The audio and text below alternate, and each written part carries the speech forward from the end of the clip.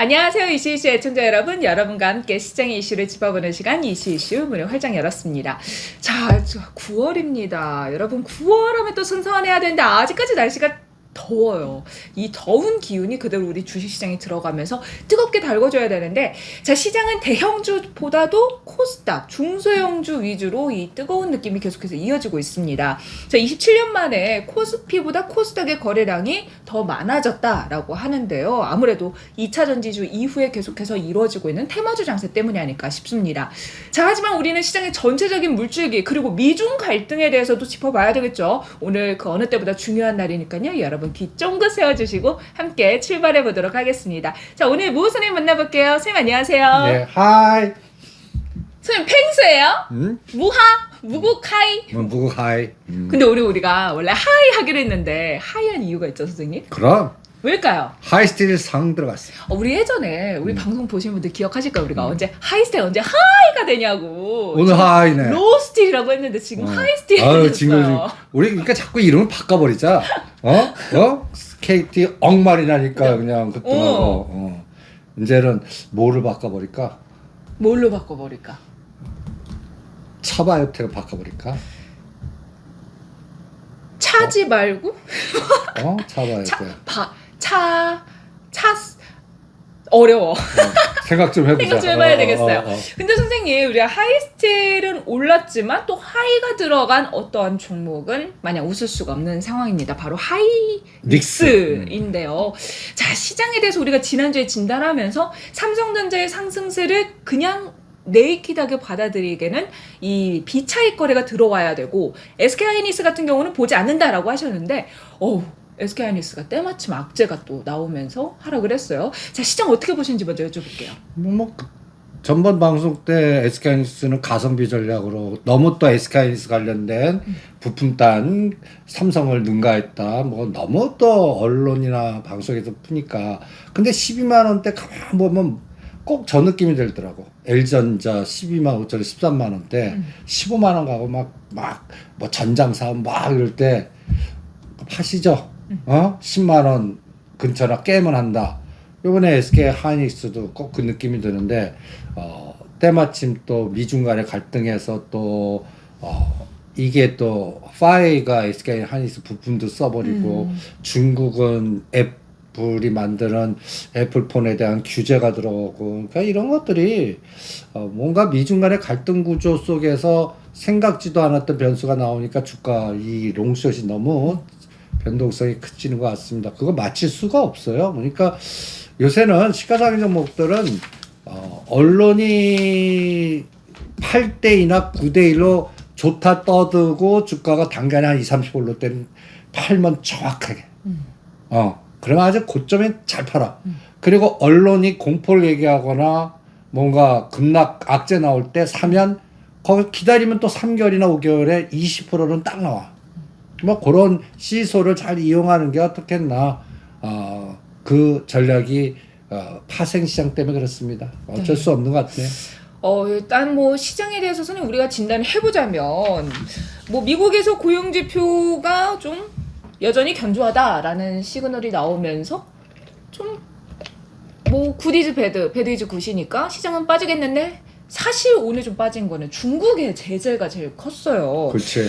중국이 이번에 아이폰을 비롯한 외국의 브랜드 기기를 업무에 사용하지 않도록 해라. 근데 이걸 공공기관에서 국영기업까지 확대할 것 같다라는 얘기가 나오는 게, 사실 이제 미국과 중국의 패권 다툼이지만 반도체 종목들도 영향을 받잖아요. 부품단도. 그래서 이게 좀 시장에 미국도 그렇고 우리나라 증시에도 영향을 줬는데, 좀 어떻게 선생님 보시나요?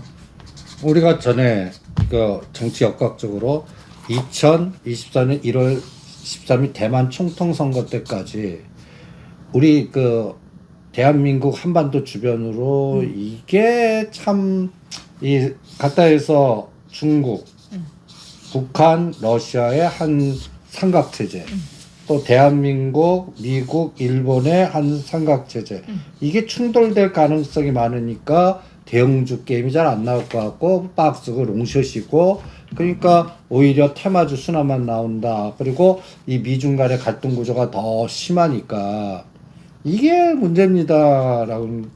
그 속에서 지금 SK하이닉스 짱돈, 애플 급락 이런 변수들이 나오고 뭐 또 중국이 또 뚱딴지 같이 요소 그것도 중단시키고 이러한 보이지 않는 그러니까 이게 보이지 않는 전쟁하는 것 같아. 근데 선생님 정말로 우리가 지난주에 이렇게 다 이렇게 블록화되어 있어서 옛날같이 가치사슬 형태로 이렇게 분업화가 아니라 그 각각의 나라에서 제조하고 이렇게 하는 방식으로 진행될 거다라고 하셨잖아요.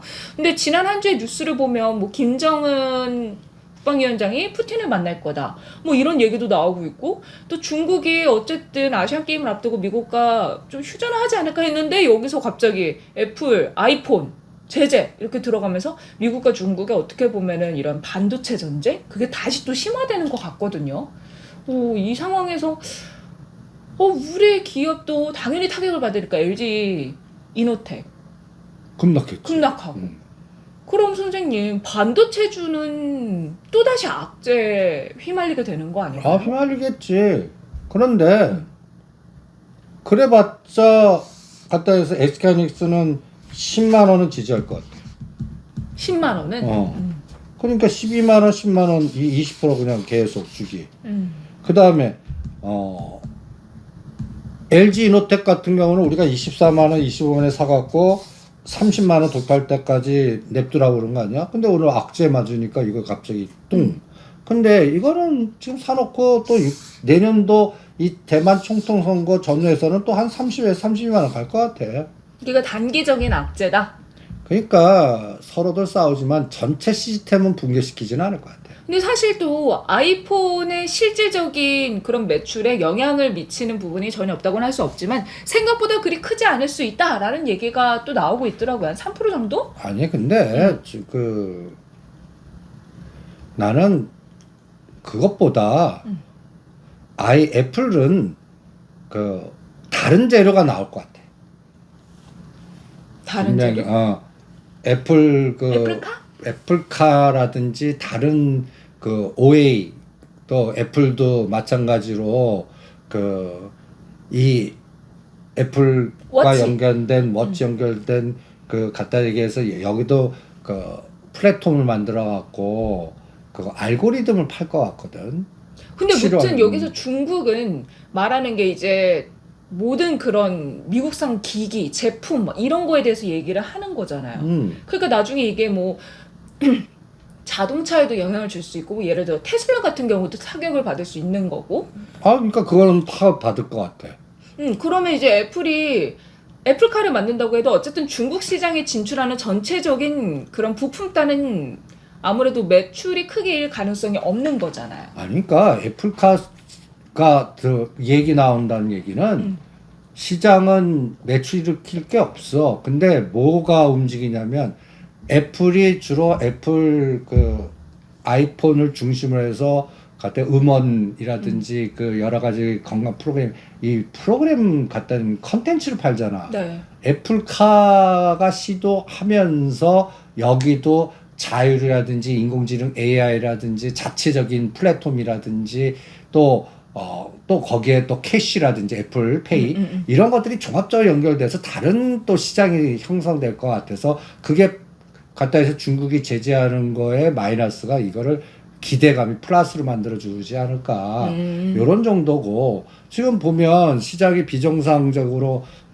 적자 기업들이 어마무시하게 나오는 루닛이나 이런 것들이 미래 성장성 갖고 저렇게 급등했는데 애플이나 테슬라는 스타링크나 우주 갖고 팔아먹을 것 같고 그 다음에 애플은 내가 얘기한 플랫폼 갖고 팔아먹을 것 같고. 그러니까 요컨대 지금 중국에서 하는 제재 대상 외에 다른 쪽으로 기업들이 활로를 찾아나갈 예정이니까 지금 나타나는 악재가 크게 지속적으로 해당 기업의 주가에 영향을 주지는 않을 거다. 기존 사업은 영향을 줄 것 같아. 아이폰 계속 뭐 마이너스. 테슬라도 안 팔리니까 자꾸 가격이 나. 여기 마이너스인데 미래 성장성으로 플러스고 중국에서 마이너스 부분을 딴 데서 플러스가 나올 테니까 그게 전체적으로는 박스 만들 것 같아. 그래서 테슬라는 나는 이번에는 전번에 220불에서 돌았었거든. 네. 그거를 살짝 깰 것 같아. 그래서 200과 220에서 바닥 죽고 계속 270, 80은 저항일 것 같아. 그게 잘못하면 6개월 이상 갈 것 같고. 그리고 애플도 요번에 180, 190이 계속 저항이거든. 170은 지지할 것 같아. 그러니까 요 좁은 박스. 그러니까 이런 미국도 그렇고 우리나라 시가상위 종목도 그렇고 치 떨리는 좁은 박스. 이런 장이 계속될 것 같습니다. 그래서 오죽하면 우리가 이렇게 애플과 연관돼서 또 SK하이닉스 또 파이 연관돼서 이런 재료는 모르지. 근데 대충 12만 원 단에서는 먹을 게 없다 해서 판 게 잘한 것 같고 그거를 우리가 이제 삼성 밸류체인으로 가자 해갖고 SF 반도체 그때 4,800원인가? SFA 반도체. 이거 들어간 게 이제 6,000원 넘어가면 거기서 오히려 20% 30% 에너지가 나오니까 SK하이닉스가 12만 원 사갖고 20% 먹으려면 거의 15만 원 가까이 가야 돼. 그거 불가능하거든. 근데 이제 좀 중소형단에 개별 종목으로 가면 이거는 뭐 20%가 아니라 어떤 거는 뭐 순식간에 뭐 30에서 50%도 가니까 시장의 흐름을 우리는 인정을 해야 될 것 같아. 그러니까 우리나라를 대표하는 시가 상위 종목들은 거래 대금이 한 12조 이상 회복되지 않는 한 7조에서 8조 시장에서는 이거 에너지 안 나. 그러니까 이런 차별화 현상이 난 문제는 뭐냐면 내년까지 계속될까 봐. 근데 선생님 앞서서 제가 서두에서 말했지만 27년 만에 거래 대금이 코스피가 코스닥한테 역전된 거래요. 그러면 이제 코스닥의 하루 평균 거래량이 10조 7,959억 원. 그러면은 이제 시장의 기초재료 그만큼 약하다는 거잖아요. 선생님도 지금 SK하이닉스 10% 오른 거보다는 부품단에서 10% 20% 오를 가능성이 훨씬 더 높고 가능성이 높다라고 하셨으니까. 그러면은 계속해서 이런 종목장이 또다시 이어진다는 건데. 나는 내년은 더 심할 것 같아. 내년에는. 왜냐하면 이번에 연합경제TV에서도 그 얘기했는데 내년에는 선거의 해거든. 잘못하면 또 트럼프 대통령 돼봐. 이 생각도 이제는 해봐야 된다고. 그럼 바이든 행정부의 지금 정책이 변화가 될 수도 있잖아. 그러면 우리가 40조, 60조 투자하려고 하는 그러네. 속도 조절할 수도 있잖아. 그리고 만약에 트럼프가 되면 트럼프는 러시아는 우리 친구야 라고 했으니까 지금 이렇게 블록화되어 있으니까 또 다른 국면을 맞이할 수도 있겠네요. 가장 피보는 게 2차 전지 전기차야. 그게 가장 피볼 수 있잖아. 그러니까 내가 에코프레 내년에 박살난다고 자꾸 얘기하는 게 그런 부분들 이 정책 자체가 바뀌어봐. 그러면 이게 문제가 심각해진단 말이야. 특히 이번에 100만 원 선 붕괴가 됐어요. 붕괴돼. 근데 더 빠져. 난 7자 봐. 아직도 30에서 50 더 빠져야 돼. 근데 선생님 2차 전지는 길게 보면은 분명히 미래 방향성은 맞잖아요. 그 미래 방향성 트럼프 대통령 되면 또 연장될 것 같아. 그러니까 다음 정권이 지속 가능성이 있는지 보자. 그리고 그동안에 승수효과 리듬 가격이나 이런 게 막 올라가고 거기에 또 2차 전지 이렇게 해서 쫙 갔는데 이제 리듬 가격이 급락하고 있어. 리튬 가격이. 리튬 가격이. 그러면 리튬 광산 투자하겠다. 뭐 이런 것도 더 마이너스. 그걸 미리 산 사람들이 오히려 마이너스 손해. 이게 완전히 역사이클에 걸릴 수가 있거든. 그러니까 2차 전지는 내가 이 시간 동안 까까오같이 돼. 내년에 모르는 재료 분명히 나올 거야. 모르는 재료 투매 때문에 대충 10만 단에서 150만 단까지 오른 거거든. 무조건 반토막은 됩니다. 뭐 2차 전지를 나는 다시 들어갈 타이밍을 잡고 있어요 하시는 분들은 1년 후에 보자. 지금은 그 외에 이제 새롭게 아니 딴 거 우리 그냥 차바이텍이나 바이오하자고 구제약주. 그리고 이쪽은 분기 실적 2번 좀 보자. 2차 전지는 6개월. 실제 그러니까 내년 6월 말에 판단하자. 지금 나오는 재료 갖고 뭐 지금 뭐 미래 이런 얘기도 하지 말고 그냥 6월 말에 대충 1, 4분기, 2, 4분기 실적 대충 봐서 트렌드 보고 그때 어떤 뉴스 나오나 그 뉴스 갖고 판단하자. 뉴스 가지고. 근데 왜냐면 이게 혹시 또 그때 2차 전지 이제 끝났다 했는데 갑자기 그러고 나서 조정부터 슉 날아갔잖아요. 그러니까 사람들이 또 주변에서도 야 이거 조정 후에 또 가는 거 아니야 이런 얘기를 하는데 또 연말이니까 불안하기도 하고 약간 좀 그런 생각을 하시는 것 같더라고요. 지금 아직까지 그 외국계 내가 아는 정보 라인의 숏 전략이 아직도 시작 끝나지 않았어. 끝나지 않았어. 삼성전자 그러니까 얘네들 전략이 제가 하나 그 타이밍을 잡는다면 삼성전자가 52주 최고가가 73,600원이야. 이거 돌파할 때 2차전지 포스코 퓨처엠, 포스코홀딩스, 에코프로그램을 급락시킨다. 삼성전자 땡길 때. 삼성전자 52주 최고가를 돌파할 때 완전히 갈리게 만들 거라고. 반드시 이 전략 씁니다. 이게 언젠지를 모르겠는 거야. 만약에 80만 원 가는데 이걸 돌파해 그러면 이때부터 또 빠지는 거라고. 그러니까 미리 생각하지 마시죠. 이게 지금 저는 블랙록의 전략 같고 외국계의 전략 같아요. 그러니까 이게 6개월 정도 지나야 확인이 될 것 같아요. 선생님, 삼성전자 수급에서 우리 지난주 금요일에 많이 상승을 했으니까 너무 좋아했는데 비차익에서 이제 매수가 들어온지 봐야 돼라고 하셨잖아요. 그 한 주간에 좀 어떤 움직임이었나요? 오늘은 뺐다 올렸거든. 그래서 선물을 334에서 막판 336점이어서 팍 땡겼어. 막판에. 급등해갖고 상방 그 위클콜이 대박이 났거든. 근데 오늘 외국인이 매도했어. 뭐 많이 매도는 하지 않았어. 오늘 바닥에서 삼성전자가 마이너스 700원에서 돌렸습니다. 그런데 오늘 마이너스 100원으로 돌렸어. 그래서 밑에 밑골이 달리는 양봉 나왔는데 오늘 외국인 매매 규모를 보면 삼성전자 만주 때렸어. 그래도 기관이 좀 매수를 들어와줬잖아요. 그래봤자 50만 주.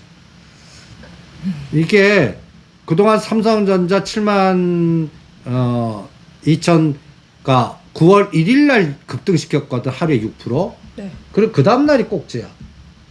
72,400원. 그리고 나서 하나, 둘, 셋, 넷, 4일째 하락을 했었거든. 근데 문제는 뭐냐? 이때 790만 주, 330만 주, 170만 주, 89만, 140만에서 1조를 넘게 샀어. 5일 동안. 그 5일 동안 1조 샀는데 주가는 오히려 빠졌어. 3천 원 정도. 이거 왜 그럴까? 합성되었기 때문에. 이제 좀 감이 지금 봐봐. 9월 14일이 PPI, 13일이 CPI인데 이게 만기일이야.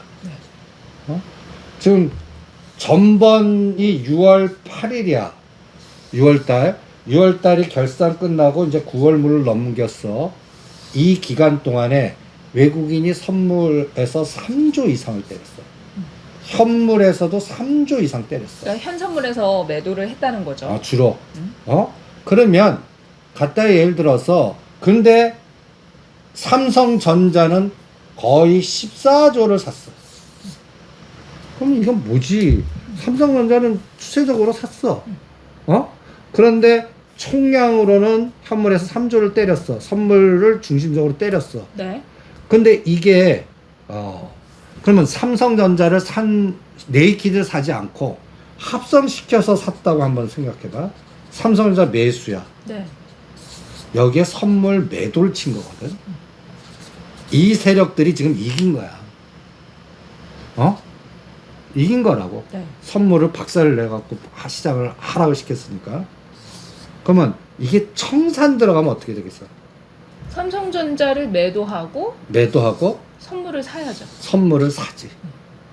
지금 이 작업이 들어오는데 눈에는 잘 안 보이는 거 뭐냐면 여기서 합성해서 다시 사는 거야 또. 12월 물로. 다음 물로. 그러니까 매도한 게 환매수 그러니까 매수한 게 매도되는데 새로 매수가 들어오니까 무게가 희석화되는 거야. 이걸 구분해서 봐야 된단 말이야. 근데 선생님 수급 봤을 때는 그냥 총량으로만 나오니까 일반 투자자들은 모르잖아요. 몰라. 그러니까 이거를 계속 그래서 파생을 알아야 그쪽에서 봐야 되고 이게 갖다 해서 미결제가 언제 줄고 언제 늘고 이게 또 구분해서 봐야 되고 이거를 이해 못 하시는 분들은 옛날에 그 구분해 줬는데 친절하게 이제 안 해줘. 그래갖고 이제 얼마나 끔찍한 장이 될 수 있냐면 삼성전자 7만 전자 딱 놓고 500원 올렸다 500원 빠졌다. 너무해. 오늘도 700원 뺐다가 100원, 600원 다시 샀으니까. 이게 한 달 동안 이럴 수도 있어. 돌아버리는 거지. 그리고 조금 난 게 이거 1,000원 올렸다 1,000원 뺐다. 이게 잘못하면 이제 10월 5일 날이 3, 4분기 실적이야. 요때 대충 2조 예측이 조금씩 올라오고 있어. 네. 장기 수주 계약이 막 들어올 것 같다. 뭐 낸드에서 많이 할 것 같다. 삼성이 또 적극 투자하고 또 다른 또 지난번에 해가지고 엔비디아에서 뭐 수주 받은 것 같다. TSMC가 줄고 우리 이야기가 는다. 뭐 이렇게 갖고 그래서 우리는 삼성 밸류체인으로 들어가자 한 거 아니야. 그동안 SK 하이닉스 밸류체인에 한미반도체가 각각 있는데 이제는 급락을 하고 요 작업이 흐름인데 문제는 여기서 서프라이즈가 나왔어. 어닝 서프라이즈가 나왔어 실적이. 근데 73,000 요 고점 돌파 못하면 이럴 수도 있단 말이야. 골 때리는 장이란 말이야. 그러니까 요새 보면 뭐 시가상위 종목도 1등부터 30등 보면 그냥 헐 하는 거야. 그냥 헐. 근데 선생님 이 말은 즉슨 우리나라의 기초 체력이 약하다는 거잖아요. 대기업들이 장사가 잘 안 된다는 거니까. 아니 기초 체력도 아까고 그다음에 7, 8조 된다는 얘기는 거래량이 줄어들었다. 간단히 얘기해서 우리나라 금융기관 투자자들의 중심에 기본적인 그 펀드의 에너지, 주력의 에너지가 망가졌다는 얘기예요. 크게 사주는 돈이 없다. 그럼 그 돈은 어디다 투자를 해요? 해외인가요? 해외 헤지 펀드나 요새 걔네들 간에 연계돼 있는 식량 ETF들. 요새 보면 타임 폴리오 그 인공지능 AI ETF라든지 바이오 ETF 막 생기잖아. 걔네 또 로봇 ETF. 걔네들이 찍은 종목들만 급등해. 걔네들이 머니게임 하는 거야. 그럼 걔네들이 찍는 걸로 우리는 좀 옮겨서 봐야 되잖아요. 지금 하고 있어. 그래서 시장의 주도주가 로봇, 바이오, AI다 이런 얘기가 많이 나와요. 근데 그 중에서 거의 다 끝나가는 것 같아. 거기도. 우리가 로봇 하면은 선생님께서 레인보우 로보틱스 뭐 우리가 얘기 한참 했는데 그때 하면서 두산 로보틱스 상장 관련해서 로봇주를 봐야 된다는 얘기도 했었고 물론 레인보우 로보틱스는 우리가 언급을 안 했지만 우리는 큐렉스로 했죠. 큐렉스로 했지만 선생님 그러면은 로봇주가 제가 보니까 두산 로보틱스 말고 하나에서도 로봇 상장 예정이라고 하더라고요. 로봇주는 그래도 모멘텀이 계속해서 이어지는 거잖아요. 모멘텀은 계속 이어지는데 저가 주스랑 같은. 그러니까 로보스타, 로보티즈 다 이렇게 다 안 가는 저가주 우리가 못 들어본 종목들. 아니야. 그 중소형단에 갖다 얘기해서 로봇이 만들려고 그러면 이제 감속기라든지 그 구동장치라든지 베어링이라 뭐 여러 가지 이런 것들의 부품단들이 더 중요할 것 같거든. 그러니까 로봇 완제품 회사가 아니라 그 속에 부품을 납품하는 회사들 말씀하시는 거군요. 근데 그거의 70%가 다 일본 애들이 다. 역시 기술력은. 일본 애들이. 그러니까 이걸 국산화를 빨리 대체시키는 게 중요할 것 같고. 그럼 실익은 크지 않네요, 사실. 그러니까 로봇이 한다고 해서. 그러니까 로봇 매출 안 일어나. 그러니까 그게 어떻게 보면 비중 개살군 거잖아요. 아니 근데 코덱스 그 로봇 ETF에서 선정돼 갖고 딱 우리나라 주력 그 대형주 말고 딱 1등이 뭔지 알아? 1등? 코덱스, 코덱스에? 레인보우 로보틱스, 그 삼성이 지분을 가지고 있고. T 로보틱스. T 로보틱스. 우리 세 번째가 우리의 현대 오토에버. 현대 오토앱은 많이 올랐잖아요, 선생님. 그래서 이거 끝냈잖아. 여기 지금 들어가는 거 다 하지 말라고 그러잖아. 그래서 이제 못 간 것들 중에 또 로보 스타 있는데 이것도 37,000 급등해갖고 팔고. 그 다음에 이제 로보티즈 남았고. 요쪽에서 이제 또 우리 그 수수용 로봇 큐렉소는 21,000원, 25,000원 박스. 여기서 놀다가 3만원은 한번 볼 것 같아. 큐렉소, 고영. 고영은 아직까지 계속 눌러. 그럼 고영이 오히려 지금 위치상으로 제일 괜찮지 좋아. 않나요? 그리고 오늘 코렌텍을 딱 땡기네. 코렌테, 수술용 의료. 코렌텍은 수술용보다 관절 부품단을 가장 중요하게 보거든. 이 로봇은 이 꺾어야 돼 잘. 관절. 거기에 대한 기술력. 인공관절이지만 로봇에도 휴먼 로봇에는 그게 반드시 필요할 것 같거든. 그리고 우리 정의성 회장님 눈인 거 아니야. 그것도 연결고리를 좀 봐야 되지 않겠습니까? 그 거버넌스로 그런 것들이 더 나오지 않을까. 그 다음에 이제 부품단에서 요새 테마주로 이쪽 테마가 어딨냐? 로봇 테마주. 음. 최근에 뭐 로봇 하면 선생님 근데 테마주도 있지만 유진 로봇도 오늘 움직임 되게 좋았잖아요. 그러니까 오히려 유진 로봇 저가주들 순환 사이클이 더 강한 것 같아. 그럼 한참 막 올랐던 그 종목들 말고 로봇이 들어가는데 우리가 좀 잊고 있었던 종목들이 좀 순환으로 또 이름을 나타내더라고요. 그래서 최근에는 그 삼성 연골고리에 AV 로봇을 설정해드렸어요. 에브리봇. 에브리봇. 에브리바디? 에브리원 할 때 에브리봇. 에브리봇은 그 사이트를 가면 이게 주로 그 서빙 로봇이야. 서빙? 우리 요즘 밥 먹으러 가면은 뭐 이렇게 나오는. 해서 근데 그런 거 뭐 LG 뭐 이렇게 뭐 이름 붙어 있던데. 그러니까 다 많잖아. 그 중에서 하나야. 아. 근데 얘의 주력은 특허가 많아. 특허. 기술 특허. 이거 삼성이 요걸 노리는 것 같아. 삼성은 레인보우 로보틱스가 있잖아요. 레인보우 로보틱스가 있지. 뭐 레인보우 로보틱스 다시 연결되지. 근데 이 게임은 너무 많이 올렸어. 레인보우 로보틱스가 작년부터 해서 이게 이 선도주 아니야. 나는 레인보우 로보틱스는 근데 매출단 뒤따라오지 않아. 꼭 눈이 보는 것 같아. 앞으로 이렇게 할 겁니다지 아직까지 꽂히질 않아. 근데 이제 에이브 로봇은 아직도 에브리봇. 에브리봇은 뭐 13,000원에서 16,000원. 이제 발동 거는 것 같아. 뭐 이런 것들 하는 게 더 낫지 않을까. 사이트 뒤져보면 이렇게 접시 이렇게 딱딱하고 돌아다니면서 이렇게 하는 시리즈들이야. 아 그래요?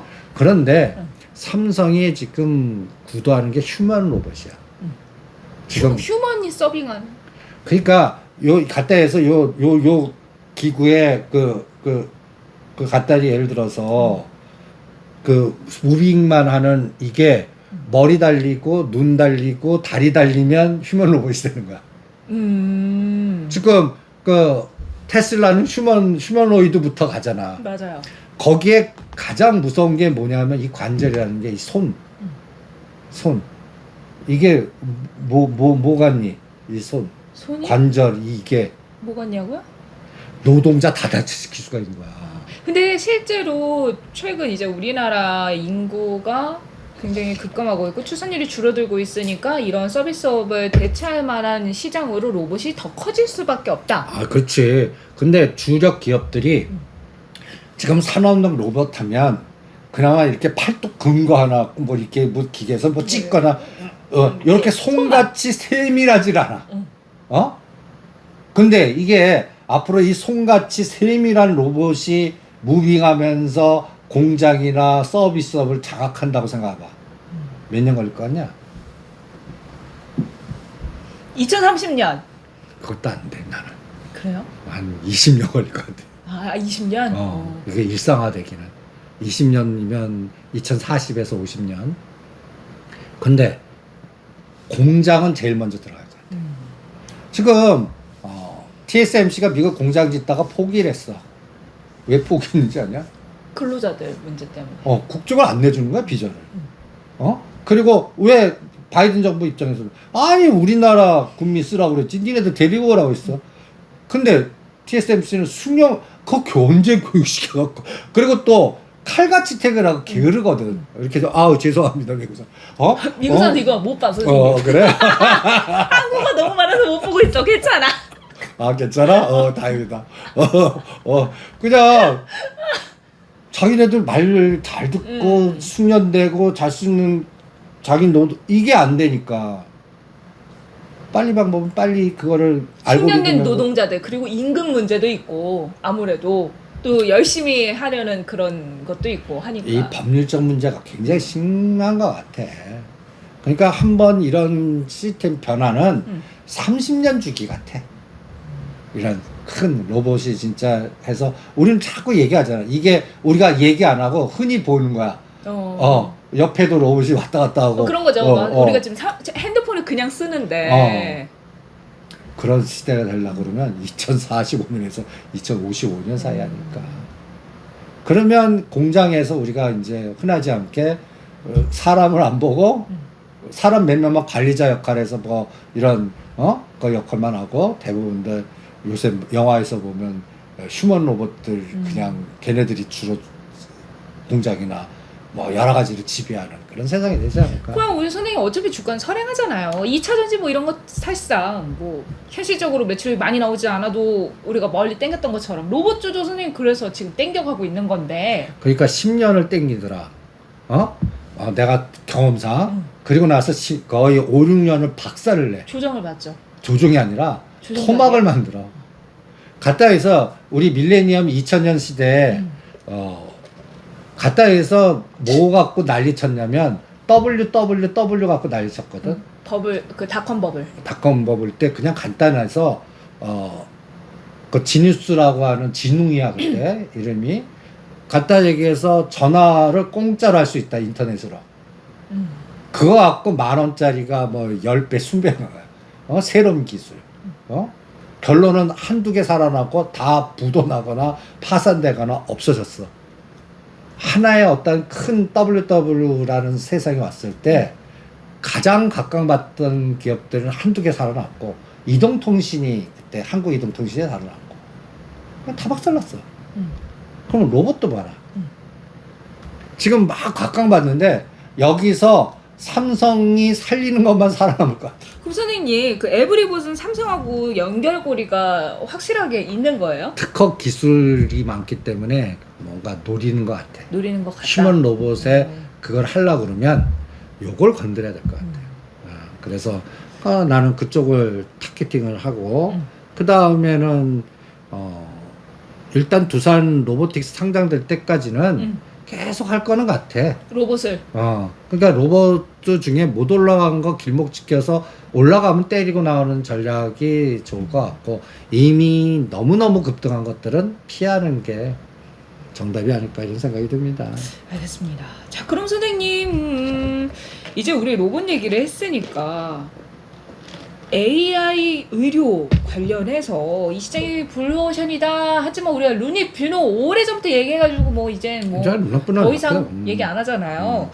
그러면 최근 들어서 이제 비만 치료제 시장이 새로 열렸다면서 우리가 얘기했던 인벤티지 랩도 그것도 하지 마. 이제 다시 들어가거나 하지는 말아요. 10,000원짜리가 3배 갔는데 그냥 여기서 가는 건 남드세요 하자고. 요새 우리가 강조하는 우리 차병원 그룹이나 하자. 선생님 아까 서두에서 말했는데 차병원 그룹 주가가 꿈틀꿈틀 움직여요. 이제 거의 18,000원 왔어요. 차바이오텍. 내가 예언까지 하잖아. 시작은 상한가 3번 칠 때 시작한다. 근데 상한가 아직 한 번도 안 쳤어. 그러니까 아직 네? 발동도 안 걸었단 말이야. 상한가 3번 스테이지 쓴다. 근데 선생님 일봉을 보면 이미 이게 좀 숨이 많이 이제 차오른 상태 같아 보이거든요. 저는 그래도 이렇게 좀 많이 일봉들이 컸는데 이제 조금조그맣게 움직이는. 레인보우 로보틱스가 어디서부터 시작했는지 봐봐. 대충 템버가 10,000원에서 100,000원. 차바이톡이 그렇게 된다면 20,000원에서 40,000원 갈 때 다 털리게 할 거라고. 사람들을. 그 못 사게 할 거라고. 아니 지금도 많이 올랐어요. 못 사요. 떨어지면 살래. 그러다가 어느 상한가 땅땅 쳐봐. 눈에 코가 팍 씌일 거 아니야. 그래서 내가 딱 들어가. 거기서 30% 급락을 시킬 거다. 캐 턴다고. 그래 놓고 흔들어갖고 다시 땡길 거라고. 지금 포스코 DX도 봐봐. 40,000원, 28,000 죽였지. 거기서 60,000원. 그 작업을 여기도 분명히 쓸 거라고. 그러면 그 타이밍이 중요할 거 아니야.